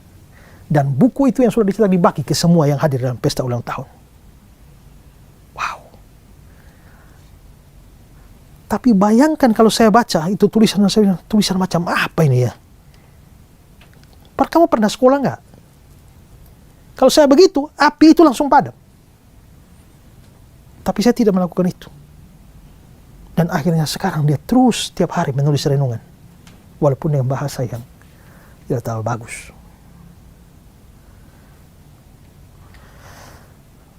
Saya lihat satu teman. Kok kalau bikin status Facebook tuh kok bagus ya? Kayaknya kata-kata dia tuh kayak menghibur sekali ya. Nggak biasa lah. Saya panggil dia. Saya minta tolong kamu bikin renungan harian. Ya. Saya minta 30. Tapi apapun renungan dan teks Alkitab yang kamu ambil, tolong bikin aplikasi untuk orang sakit. Lalu dia tulis. Nah, setelah tulis ini, kita edit. Ya, dan ini belum keluar bukunya. Tapi segera dalam proses. Bukunya akan dengan judul Untuk Saudaraku yang Sakit. Maksud saya, cetak banyak-banyak. Lalu, pergilah pelayanan di rumah sakit. Kunjungi pasien demi pasien. Nih, bagi buku ini. Setiap hari bayangkan, dia mungkin tidak sampai 1 bulan, tapi dia mungkin 10 hari di rumah sakit. Tiap hari dia baca sedikit. Firman yang dibaca, renungannya untuk orang sakit. Penerapan untuk orang sakit. Penerapan untuk orang sakit. Saya telah membantu mengobarkan api pelayanan itu di dalam orang-orang ini. Ya. Nah, tapi sebaliknya kalau saya hanya kerjanya mengkritik dengan penghinaan demi penghinaan, api itu saya padamkan. Ya. Karena itu saudara yang pernah dikritik sampai padam apinya, bangun. Bangkitkan kembali, kobarkanlah api pelayanan dengan sungguh-sungguh. Tapi sebaliknya saudara yang sering memadamkan api itu pada diri orang lain, saudara perlu berbijak ya, dan memiliki hati untuk mendukung, menopang supaya api Tuhan ini terus berkobar-kobar dalam berbagai macam bidang pelayanan. Tapi saya juga bisa memadamkan api itu dalam diri saya. Nah, kalau sebaliknya yang dari tadi, kalau tadi saya bisa memadamkan orang, tapi kalau sekarang saya juga bisa dipadamkan oleh orang. Misalnya saya baru junior, bapak senior, bapak kritik saya dengan begitu tajam, kan bisa padam. Tapi kalau saya sadar jangan padamkan dalam diri saya, terserah bapak mau kritik bagaimana. Pokoknya api ini harus terus berkobar. Jangan membiarkan orang lain memadamkan api di dalam dirimu. Ya. Maka saudara yang pernah menghadapi kritik yang begitu keras, jangan biarkan kritik itu menghancurkan pelayananmu, ya. Kita harus betul-betul mengobarkan api pelayanan. Selain itu juga ya, ada hal lain yang bisa kita buat api itu padam. Bukan hanya sekedar membiarkan atau menjadikan kritik orang lain memadamkan. Tapi lagi-lagi dosa juga. Karena ingat ya, ada hubungan antara gairah pelayanan dengan dosa. Kalau ibu hidup dalam dosa, mau melayani lama-lama kegairahan pelayanan ini hilang. Ya. Akhirnya kalaupun harus melayani ini hanya karena kewajiban sajalah. Tapi api bergairah sungguh-sungguh melayani Tuhan.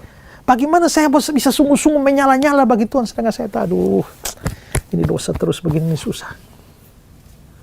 Maka saya harus menjaga api pelayanan saya dengan juga menjaga supaya hidup saya ini harus berusaha buang dosa supaya tidak menjadi penghambat. Dosa itu tidak memadamkan semangat pelayanan dalam diri saya. Ketika gairah untuk dosa makin besar, gairah untuk pelayanan pasti makin turun. Ya. Coba baca kata-kata dari Gavin. Merupakan bagian kita untuk mengobarkan karunia Allah yang ada dalam diri kita, untuk berjaga-jaga dengan sangat hati-hati, supaya jangan melalui dosa atau kecerobohan atau ketidakpedulian, sikap acuh tak acuh, api yang kudus itu kehilangan terang dan kuasanya. Suatu kehidupan yang najis, kata Chrysostom, memadamkan api yang kudus itu. Demikian juga sikap acuh tak acuh, ketidakpedulian dalam agama. Dosa adalah seperti air yang dicurahkan pada nyala api. Ketidakpedulian atau sikap acuh tak acuh memadamkan api secara bertahap. Ya, lalu satu komentar lagi dari Clark. Roh ini direpresentasikan sebagai dipadamkan ketika tindakan apapun dilakukan. Kata-kata yang diucapkan atau kemarahan yang dituruti bertentangan dengan perintahnya. Ia adalah roh kasih, dan karena itu kemarahan, kedengkian, balas dendam atau kemarahan yang tidak baik atau tidak suci akan memadamkannya. Telah diamati bahwa api dapat dipadamkan, baik dengan menumpuk tanah di atasnya maupun dengan menyiramkan air ke atasnya. Dan dengan demikian juga cinta akan dunia ini akan sama efektifnya untuk mendukakan dan memadamkan roh seperti tindakan pelanggaran biasa yang manapun. Ya, jadi berhati-hatilah supaya dosa tidak menjadi alat memadamkan api pelayanan kita. Nah, itu dosa yang bisa dilakukan oleh orang percaya. Ya. Oke, ada yang mau bertanya?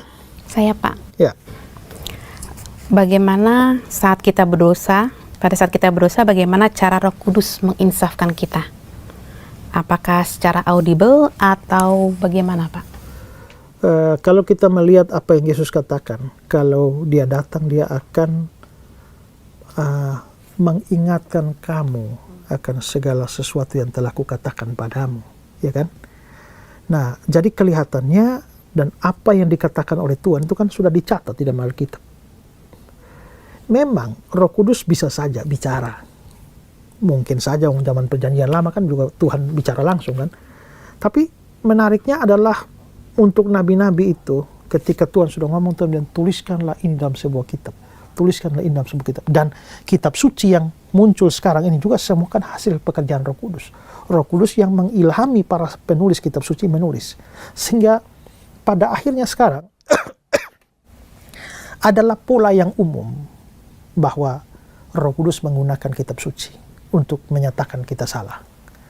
Makanya di 2 Timotius 3:16 bilang, segala tulisan yang diilhamkan Allah memang bermanfaat untuk menyatakan kesalahan. Berarti kita salah atau tidak itu dari kitab suci. Dan cara Roh Kudus bekerja adalah dengan membawa kita kepada kitab suci dan membandingkan dengan hidup kita. Lalu akhirnya kita tahu ini dosa. Atau Roh Kudus bisa menegur kita menggunakan firman Tuhan. Entah waktu kita baca Alkitab, atau waktu dengar khotbah, atau waktu mendengar radio, atau lihat YouTube yang bahas firman, macam-macam cara. Tapi Roh Kudus bekerja dengan cara menggunakan firman, menginsafkan kita. Ya. Karena suara langsung ini juga memungkinkan dari setan, ya, maka kita jangan menjadikan suara langsung di telinga itu sebagai patokan, karena belum tentu itu dari Tuhan juga, ya. Tapi kembali kepada kitab suci itu menjadi suatu tanda yang lebih objektif bagi teguran Roh Kudus. Ada lagi? Saya, Pak. Ya. Pak, mau bertanya Pak, apa dampak atau akibat bagi seseorang yang melakukan dosa memadamkan roh yang di 1 Tesalonika 5 ayat 19, atau yang lalai mempergunakan karunia rohani 1 Timotius 4 ayat 14? Apakah kedua hal ini dapat mempengaruhi keselamatan seseorang? Nggak, mempengaruhi keselamatan tidak. Tapi bayangkanlah bahwa ketika orang lain mau melayani dan menjadi berkat bagi banyak orang, lalu kita padamkan. Ya. Wah. Itu sesuatu yang merugikan kerajaan Allah sebenarnya. Ya. Apalagi kalau Roh Kudus telah berikan karunia pada dia. Roh Kudus juga berikan karunia pada saya untuk melayani, tapi saya padamkan. Maka ada banyak, pasti bukan menghilangkan keselamatan kita, tetapi ada banyak juga penulis atau pengkhotbah, penafsir Alkitab yang mengatakan bahwa akibat dari semua itu adalah bahwa hati kita akan dikeraskan. Ya, sehingga kita akhirnya kehilangan segala macam hal yang baik dari pekerjaan Roh Kudus dalam diri kita. Jadi kurang lebih sama dengan mendukakan Roh Kudus itu. Ketika kita mendukakan Roh Kudus, Roh menahan pekerjaan-pekerjaan baik dalam diri kita. Kita memadamkan roh, maka roh menahan pekerjaan-pekerjaan baik itu. Sehingga banyak hal baik yang datangnya dari Roh Kudus itu nggak bisa kita terima. Ya, lama-lama hati kita, kan ini kan lagi bernyala-nyala nih loh. Dipadamkan terus, begitu nyala padam. Lama-lama kita jadi dingin di dalam pelayanan. Sehingga akhirnya kita sudah kehilangan gairah di dalam pelayanan. Ada banyak orang Kristen yang sekarang hidupnya sudah nggak ada gairah lagi melayani itu ya. Ngomongin pelayanan biasa-biasa aja lah ya. Sementara ada banyak orang yang berkobar-kobar untuk pelayanan kan. Begitu rindu mencari domba yang sesat, itulah kerinduan jiwaku. Rindu sekali cari jiwa. Tapi yang orang ini kok ngomong cari jiwa, yes. Hidup biasa-biasa aja lah. Ya, itu bisa jadi adalah konsekuensi dari pemadaman roh, pemadaman api pelayanan dalam diri kita. Ya, oke, ada lagi? Saya mau tanya Pak. Ya. Pak, apa memungkinkan ada orang yang menerima Tuhan Yesus di mulut saja, Pak? Jadi dia hanya sekedar lip service saja, tapi sebetulnya juga ada ayat firman Tuhan yang berkata bahwa tidak ada seorang pun yang mengaku Yesus sebagai Tuhan dan Selamat selain daripada Roh Kudus. Apakah itu memungkinkan ya, Pak? Memungkinkan saja. Matius 7 itu kan nabi-nabi palsu itu ya. Ya, lalu dikatakan, bukan setiap orang yang mengatakan, aku Tuhan, Tuhan, Tuhan akan masuk dalam kerajaan Allah. Ya, tapi kita lihat bahwa nanti di belakang mereka bilang, bukankah kami bernubuat demi namamu, bikin mujizat demi namamu? Tapi konteksnya itu nabi palsu. Jadi rupanya nabi-nabi palsu itu pun juga mengaku bahwa mereka sedang melayani Tuhan, percaya Tuhan. Kan kalau nabi palsu datang bahwa kami melayani setan, mana ada orang mau ikut dia? Ya, jadi nabi-nabi palsu itu harus mengakui bahwa mereka percaya Yesus Tuhan, percaya Yesus Juru Selamat dan segala. Mereka ngaku. Ya, tapi Yesus bilang, enyahlah dari kamu, dari aku. Aku tidak pernah kenal kamu. Yesus tidak bilang, aku pernah kenal kamu dulu, sekarang tidak. Nah, aku tidak pernah. Pasti mereka nggak pernah jadi orang percaya. Anehnya, mereka mengaku-ngaku memang Yesus Tuhan. Bisa, ya. Nah, tapi yang ayat yang mengatakan bahwa tidak ada seorang pun yang dapat mengaku Yesus Tuhan kalau tidak dari Roh Kudus, artinya ayat itu mengaku Yesus Tuhan dalam pengertian sungguh-sungguh. Yang mengaku Yesus Tuhan sungguh-sungguh dalam pengertian yang sebenarnya, itu nggak mungkin kalau bukan pekerjaan Roh Kudus. Itu harus pekerjaan Roh Kudus. Tapi yang hanya di bibir, ya itu pasti bukan pekerjaan Roh Kudus. Ya, jadi tetap memungkinkan. Ya. Hari ini juga kalau saya datang ke tempat Anda, ya tanya Anda, apakah percaya Yesus Tuhan? Banyak di antara saudara, bukan banyak, mungkin semua akan mengaku, ya percaya Yesus.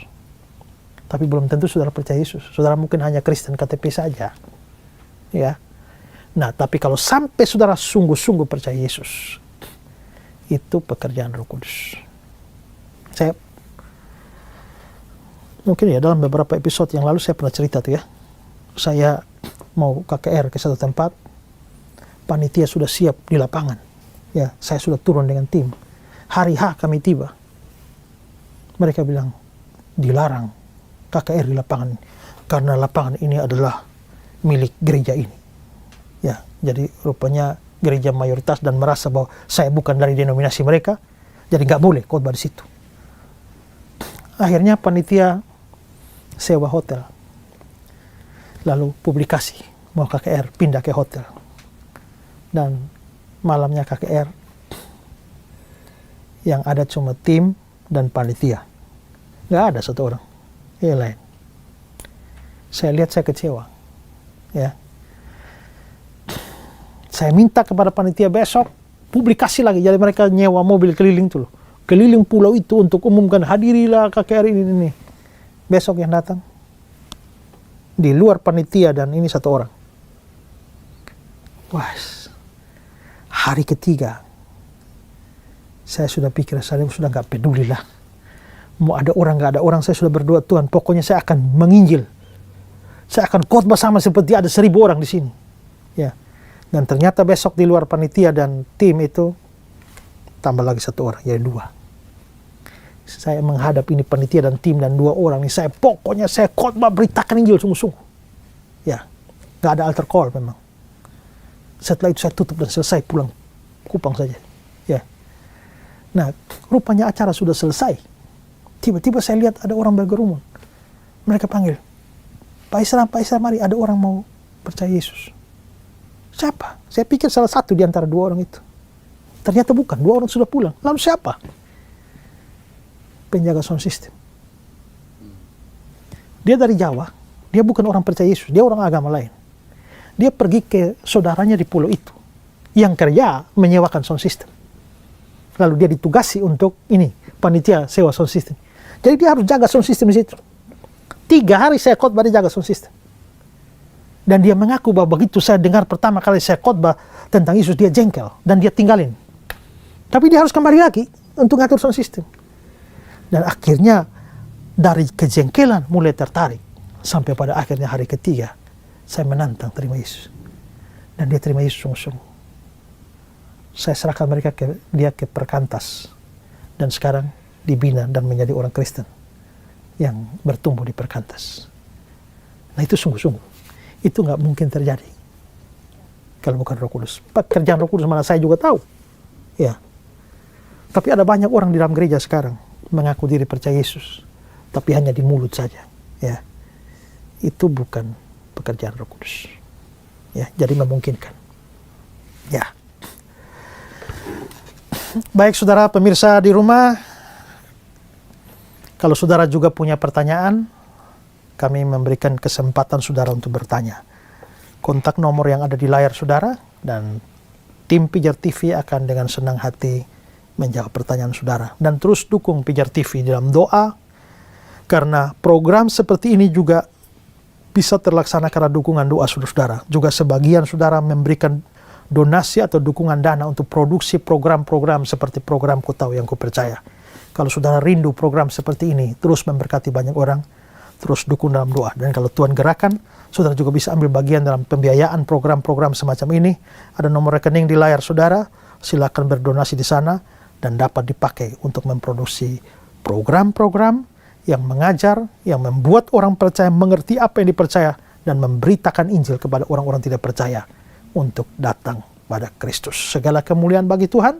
Saya Pendeta Esra Soro bersama dengan tim Pijar TV dan semua saudara yang ada di tempat ini akan undur diri dari saudara, dan Tuhan memberkati saudara. Salam terang bagi Indonesia.